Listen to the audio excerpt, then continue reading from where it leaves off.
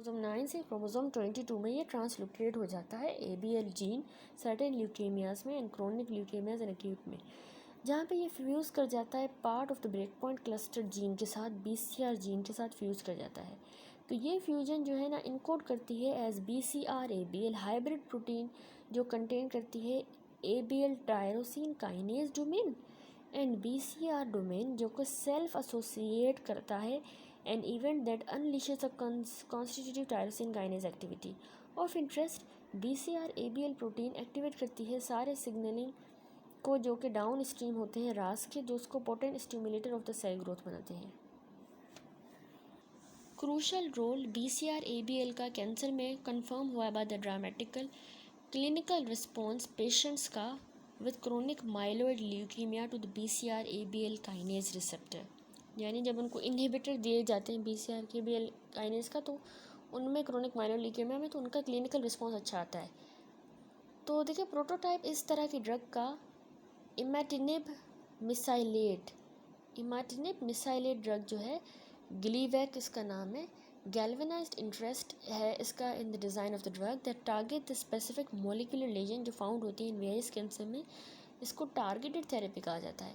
BCR-ABL जो है ना वो एक ऑल्सो एग्जांपल है concept of the oncogenic addiction का, वेरिन जो ट्यूमर है वो प्रोफाउंडली डिपेंडेंट होता है सिंगल सिग्नलिंग मॉलिक्यूल पे।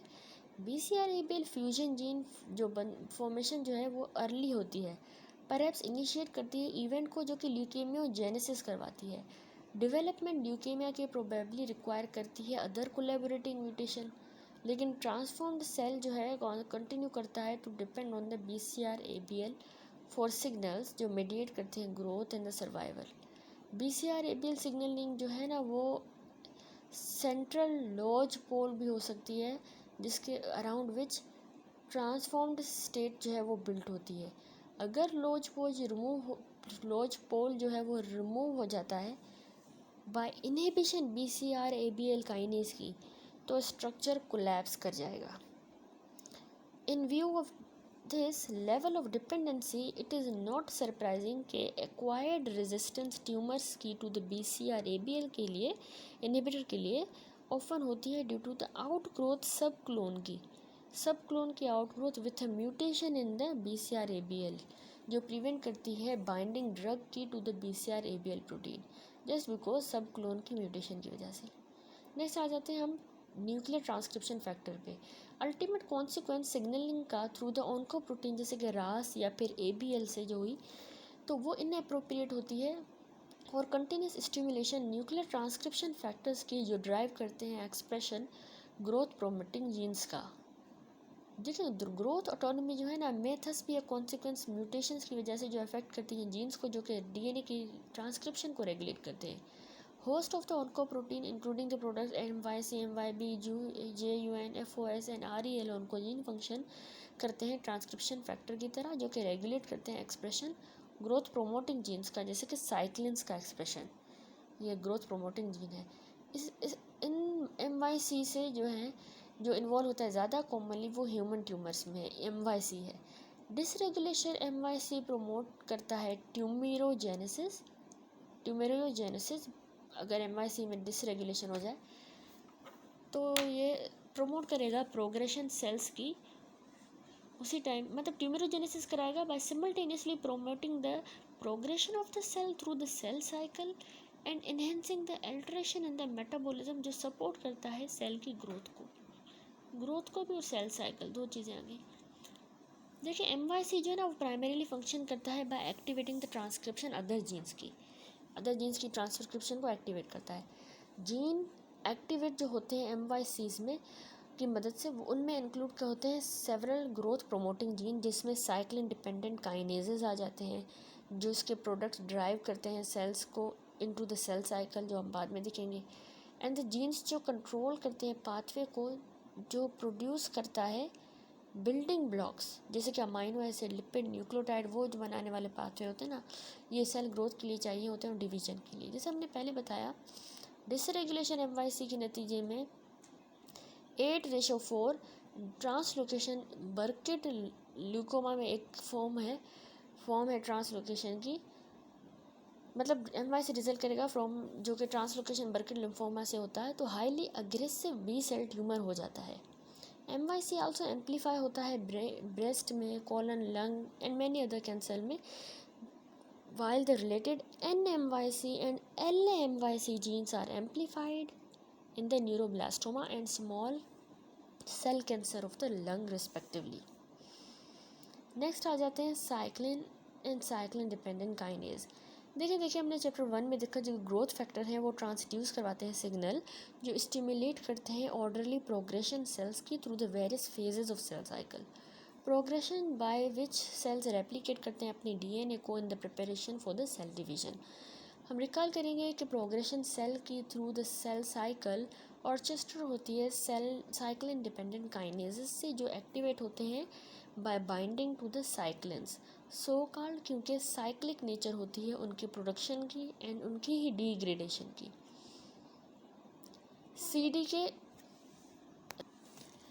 CD K cyclin complexes phosphorylate crucial target proteins जो ड्राइव करती हैं सेल्स को forward through the cell cycle.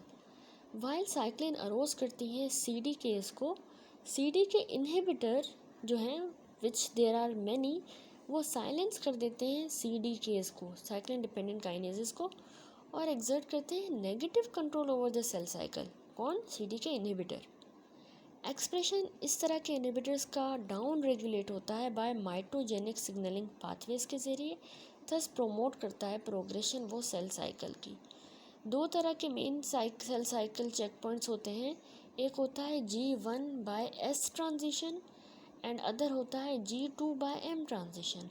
हर तरह का जो है वो टाइटली रेगुलेट होता है by balance of the growth promoting and growth suppressing factors के ज़रिए से, as well as by sensors of the DNA damage की मदद से। अगर एक्टिवेट हो जाते हैं तो ये DNA डैमेज सेंसर ट्रांसमिट करेंगे सिग्नल जो कि सेल साइकिल को अरेस्ट कर देता है उसकी प्रोग्रेशन, और अगर सेल डैमेज रिपेयर नहीं हो पाता तो वो अपोप्टोसिस को इनिशिएट कराएंगे। वन सेल पास करता है G1S चेक पॉइंट से तो ये कमिटेड होता है to undergo the cell division. Understandably then defects G1/S checkpoint के पार्टिकुलरली इंपॉर्टेंट होते हैं कैंसर में, सिंस ये लीड करते हैं directly to the increase cell division. Indeed सारे तरह के कैंसर अपीयर होते हैं to have a genetic lesion जो डिसेबल कर देती है G1S चेक पॉइंट को, जो सेल को कॉज कराएगा कि वो कंटिन्यूली S फेज के अंदर री एंटर करे। अनक्लियर रीजंस की वजह से पार्टिकुलरली लेजन्स वेरी करती हैं widely in the frequency across the tumour types, लेकिन ये दो मेजर कैटेगरीज में ही फॉल करती हैं। एक है गेन ऑफ फंक्शन म्यूटेशन जो इन्वॉल्व करती है CDK4 या फिर D साइक्लिन्स को, मिसहैप्स इंक्रीज कर देता है एक्सप्रेशन साइक्लिन D का या CDK4 का। ये कॉमन है in the even neoplastic transformation में ऐसा होता है, इनका एक्सप्रेशन बढ़ जाता है। साइक्लिन D जो है ना ये ओवर एक्सप्रेस हो जाता है सर्टेन कैंसर्स में, स्पेशली जो ब्रेस्ट को, oesophagus, liver and certain lymphoma होते हैं उनको अफेक्ट करे, जो प्लाज्मा सेल के ट्यूमर होते हैं तो उनमें साइक्लिन D बढ़ जाता है। एम्प्लीफिकेशन जो CDK4 जीन की है ये जबकि मेलानोमास में, सार्कोमा एंड ग्लायोब्लास्टोमा में होती है। Mutation affecting the cyclin D and E को जो करती है एंड अदर CDKs को वो भी होती है, लेकिन they are much less frequent than the those affecting जो साइक्लिन D की और CDK4 की होती है। ये हो गई गेन ऑफ फंक्शन म्यूटेशन। अब दूसरी है लॉस ऑफ फंक्शन म्यूटेशन। इनमें ऐसा होता है CDK1 इन्वॉल्व होते हैं, I यानी इनहिबिटर्स, तो लॉस है ना फंक्शन का, इनहिबिटर है। CD के इनहिबिटर्स जो है वो फ्रीक्वेंटली जो है वो डिसेबल हो जाते हैं। अब लॉस हुआ है ना फंक्शन का, इनहिबिशन नहीं हो रही तभी तो कैंसर हो रहा है, तो इनहिबिशन ही नहीं होगी तो वो डिसेबल हो गया है किसी म्यूटेशन की वजह से, इनहिबिटर या फिर जीन साइलेंसिंग के ज़रिए मैनी ह्यूमन मेलिग्नेंसी में। फॉर एग्जांपल जैसे कि जर्मिनेट म्यूटेशन CDKN2A की, ये जीन होता है जो कि CD के इनहिबिटर P16 को इनकोड करता है। ये 25% ऑफ द मेलानोमा प्रोन काइंड्रेट्स में होता है एंड एक्वायर्ड डिलीशन हो जाती है या इनएक्टिवेशन होती है CDKN2A की, डिलीशन या इनएक्टिवेशन एक्वायर्ड। ये 75% ऑफ द पैनक्रियाटिक कार्सिनोमा में देखा गया है। 40 से 70% glioblastoma, 50% oesophageal cancer and 20% leukaemias में, 20% लंग कार्सिनोमा में, सॉफ्ट टिश्यू सार्कोमा में, ब्लैडर कैंसर में। फाइनल कंसिडरेशन इंपॉर्टेंस की इस डिस्कशन की of the growth promoting signal ये है कि इंक्रीज यानी ज़्यादा प्रोडक्शन ऑन्कोप्रोटीन्स का does not by itself lead to the sustained proliferation of the cancer cells. दो बिल्ड इन मैकेनिज्म होते हैं सेल सेंसिस के एंड अपोप्टोसिस के, जो अपोज करते हैं ऑन्कोजीन मेडिएटेड सेल ग्रोथ को। हम बाद में देखेंगे जीन्स जो रेगुलेट करते हैं इन दो ब्रेकिंग मैकेनिज्म्स को, लेकिन ये स्टेब्लिश मस्ट करना चाहिए to allow the action of the oncogene to proceed unopposed. मतलब ये हम बाद में देखेंगे कि ये जो दो ब्रेकिंग मैकेनिज्म होते हैं जो कि मस्ट डिसेबल होने चाहिए to allow the action of the oncogene to proceed unopposed. जाहिर सी बात है ब्रेक्स नहीं होंगे तभी तो कैंसर बढ़ेगा। ये हमारी फिगर रह गई है, इसमें देखें ये ग्रोथ फैक्टर पहले आता है, ये ग्रोथ फैक्टर रिसेप्टर के साथ आके बाइंड करता है, ये फार्निसाइल मेम्ब्रेन एंकर है, यहाँ पे ये ब्रिजिंग प्रोटीन होती है जिसको कनेक्ट करवा रही है, ये इनएक्टिव रास है। इनएक्टिव रास इसके आने की वजह से ब्रिजिंग प्रोटीन के ज़रिए एक्टिवेट होता है जो उसके साथ GDP बाउंड होता है ना वो कन्वर्ट हो जाता है GTP के अंदर, ठीक है। इनएक्टिव रास एक्टिव रास में हो जाती है, GTP बन गया। उसके बाद जो है वो इसका रिवर्सल भी हमने देखा कि होता है इनएक्टिवेशन बाय हाइड्रोलाइसिस जब होती है GTP की GTPase की मदद से। अब जो एक्टिव रास है ना, अब ये इसके दो पाथवे हैं, एक PI3K का पाथवे है जो फॉस्फेटिडाइइनोसिटोल 3 काइनेज, उसके बाद AKT MTOR ये बनी और एक्टिवेशन हुई ट्रांसक्रिप्शन की। दूसरा है RAF का एंड MAPK वाला पाथवे, ठीक है। उसके बाद इसमें भी एक्टिवेशन ट्रांसक्रिप्शन होगी, MYC प्रोटीन्स बनेंगे और सेल साइकिल की प्रोक्रिएशन होगी, सेल साइकिल। अब हम समरी पे आ जाते हैं। हमने देखा self sufficiency in the growth signals को डिटेल में। हमने प्रोटोऑन्कोजीन्स पहले देखे कि नॉर्मल जो सेल्यूलर जीन्स होते हैं जिनके प्रोडक्ट्स प्रमोट करवाते हैं सेल प्रोलिफरेशन को, तो वो हैं प्रोटोऑन्कोजीन। जबकि ऑन्कोजीन जो है वो म्यूटेंट या फिर ओवर एक्सप्रेस्ड वर्जन होता है प्रोटोऑन्कोजीन्स का ही, जो फंक्शन करता है autonomously without a requirement for the normal growth promoting signals, उसके बगैर ही ये प्रोलिफरेट करता है। ऑन्कोप्रोटीन्स हमने कहा प्रमोट करती हैं अनकंट्रोल सेल की प्रोलिफरेशन सेवरल मैकेनिज्म के ज़रिए। एक तो ये स्टिमुलस इंडिपेंडेंट एक्सप्रेशन होता है ग्रोथ फैक्टर्स का और उनके रिसेप्टर्स का, सेटिंग अप ऑटोक्राइन लूप जो कि सेल प्रोलिफरेशन का होता है जैसे प्लेटलेट ड्राइव ग्रोथ फैक्टर और उसी का ही रिसेप्टर ब्रेन के ट्यूमर्स में। दूसरा होता है म्यूटेशंस जीन्स में जो कि ग्रोथ फैक्टर्स को इनकोड करती हैं उनके रिसेप्टर्स को, या फिर टायरोसिन काइनेसिस जो लीड करेंगे कॉन्स्टिट्यूटिव सिग्नल। इसके अलावा एम्पलीफिकेशन होती है EGF रिसेप्टर फैमिली जीन्स की, जैसे कि HER2 की in the breast cancer. Fusion of the portion of the ABL tyrosine kinase gene होती है and the BCR protein gene जो कि BCR ABL fusion gene encode बना देगा, जो कि इनकोड करता है कॉन्स्टिट्यूटिवली एक्टिव टायरोसिन काइनेज को इन सर्टेन ल्यूकीमियाज। म्यूटेशंस हो जाती हैं इसके अलावा जीन्स में जो कि सर्टेन सिग्नलिंग मॉलिक्यूल को इनकेट करते हैं। रास कॉमनली म्यूटेट हो जाता है कैंसर सेल्स ह्यूमंस में और नॉर्मली फ्लिप करता है GDP and GTP bound active state में के दरमियान।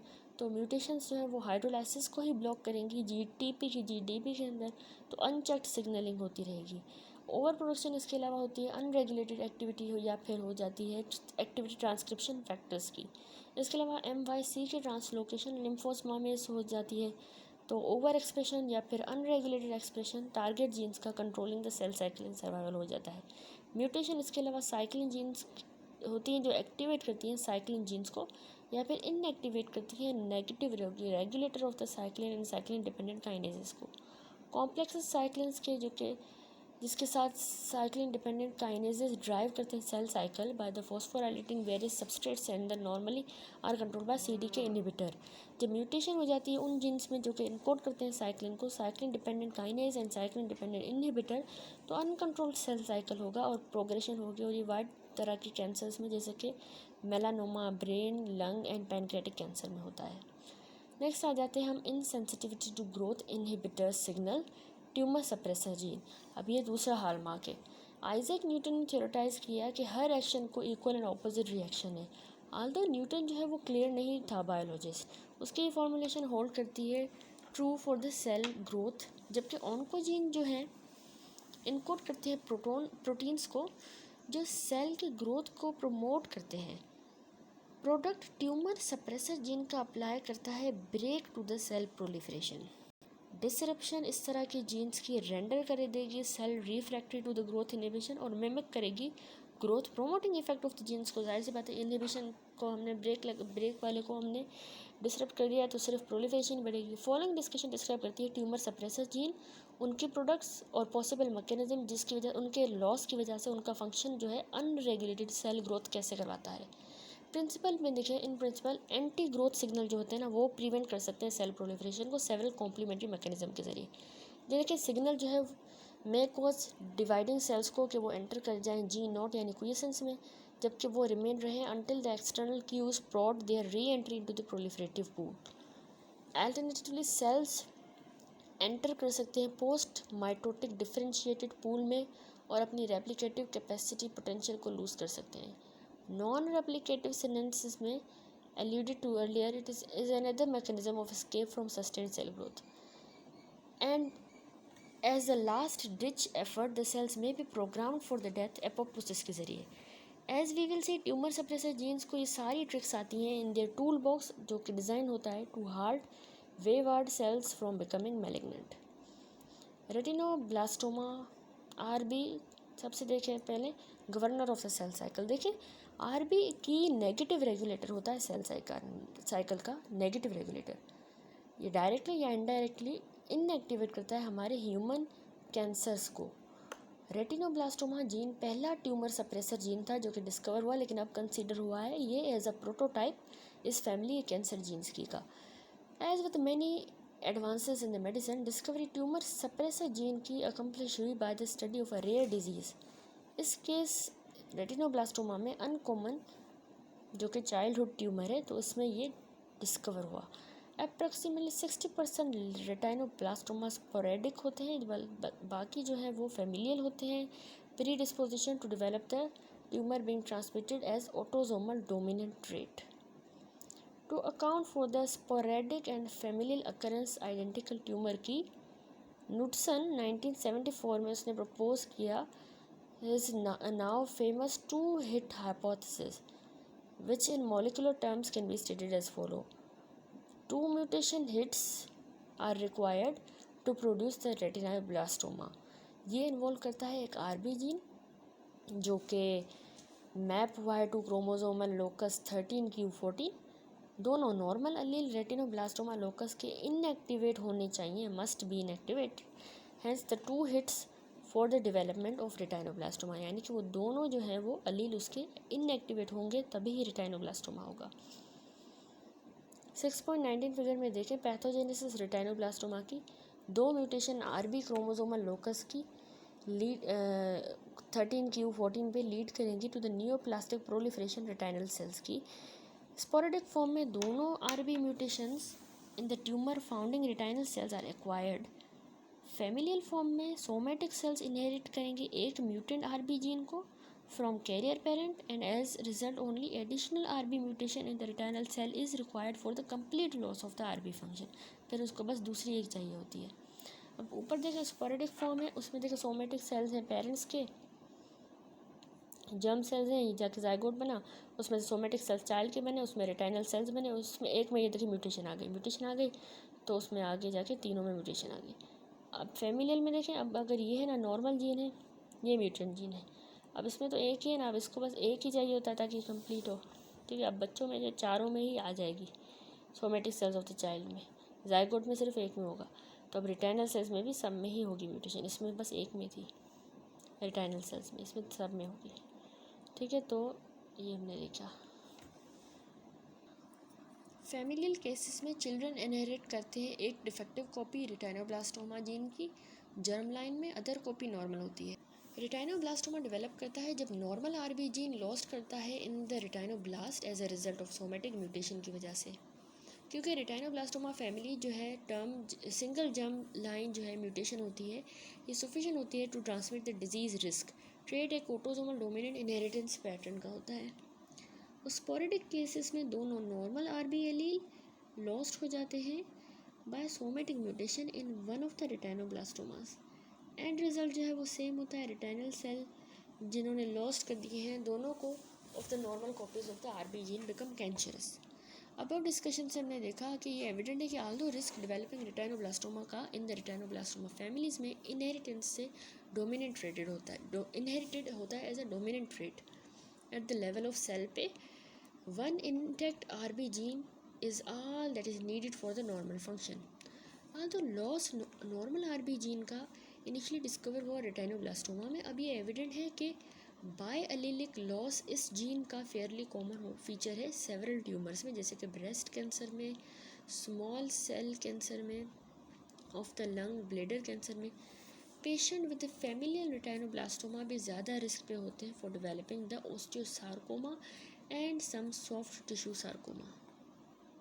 फंक्शन आरबी प्रोटीन का है to regulate the G1/S checkpoint को, portal through which cell must pass before the DNA replication commences हो, इसमें से इसको पास करना ही होता है। आल्दो हर फेज सेल साइकिल का जो है वो सर्किटरी जो है मॉनिटर केयरफुली होता है। ट्रांजिशन G1 से into the GS extremely important checkpoint होता है सेल साइकिल क्लॉक का। G1 फेज जो है उसमें डाइवर्स सिग्नल इंटीग्रेट होते हैं to determine whether the cell should progress through the cell cycle या फिर वो एग्जिट कर जाए सेल साइकिल में। ये G1 में होता है डिसाइड और डिफ्रेंशिएट करे।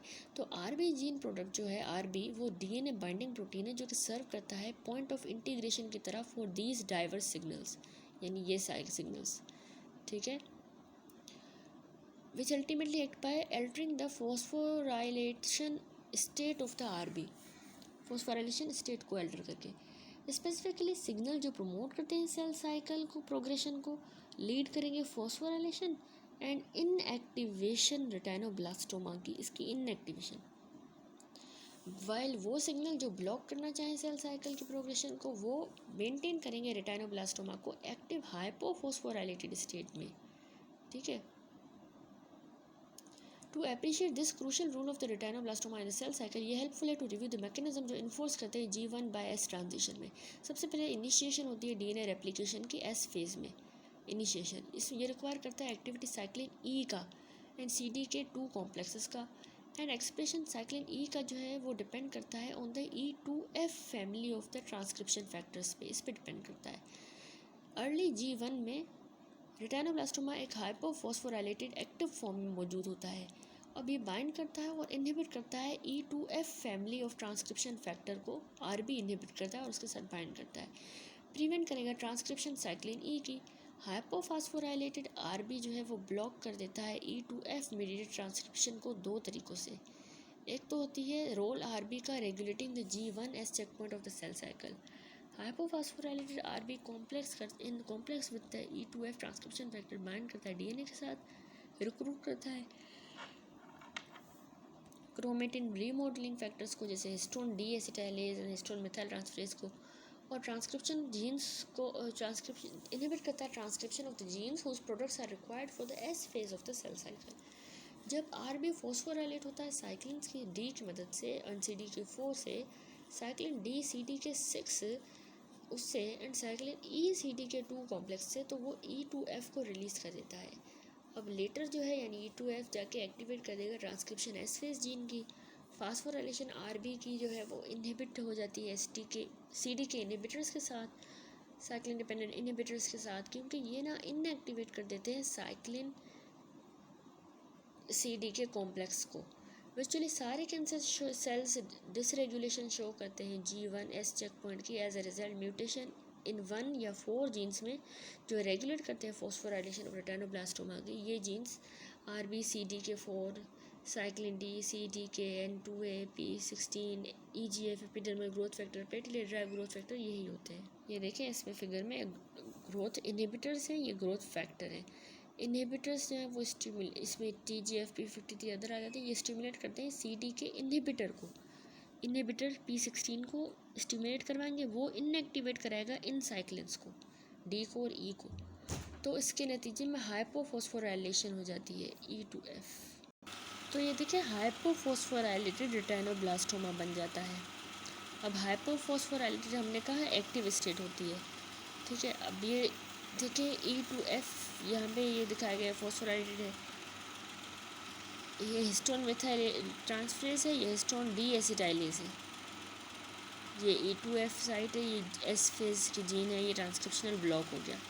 जबकि ग्रोथ एक्टिवेटर्स यानी ग्रोथ फैक्टर्स जो हैं EGF PDGF ये एक्टिवेट करेंगे साइक्लिन्स इन दोनों को, फिर हाइपरफॉस्फोराइलेटेड स्टेट हो गई। ये देखिए E2F की। अब ये जाके जब बाइंड करेगा ना तो S जीन्स फेज में और E2F साइड पे तो ट्रांसक्रिप्शनल एक्टिवेशन होगी।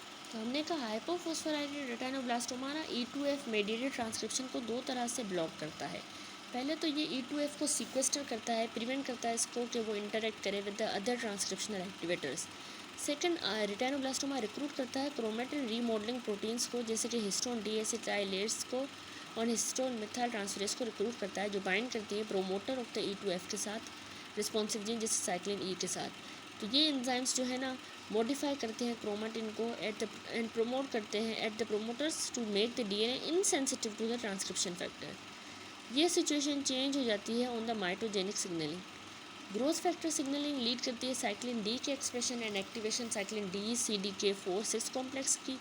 लेवल साइक्लिन CDK4/6 की एक्टिविटी टेम्पर होती है एंटागोनिस्ट से, जैसे कि P16 से, जो कि इटसेल्फ सब्जेक्ट होता है to regulation by growth inhibitor जैसे कि TGF beta.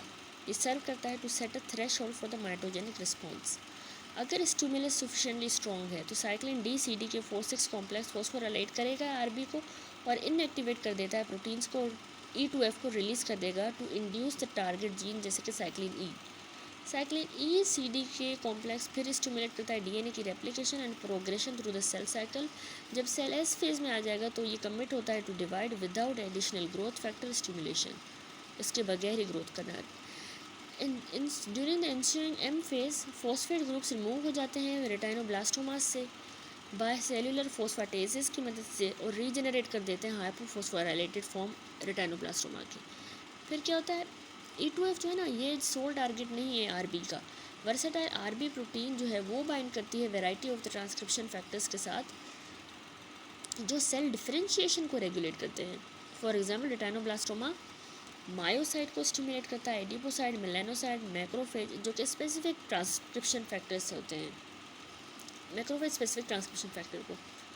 Thus retinoblastoma pathway couple करता है, कपल कंट्रोल सेल साइकिल का प्रोग्रेस करता है eight G1 with differentiation, which may explain how differentiation is associated with exit from cell cycle. In view of this centrality of the retinoblastoma to control of the cell cycle, an interesting question is why retinoblastoma is not mutated in every cancer.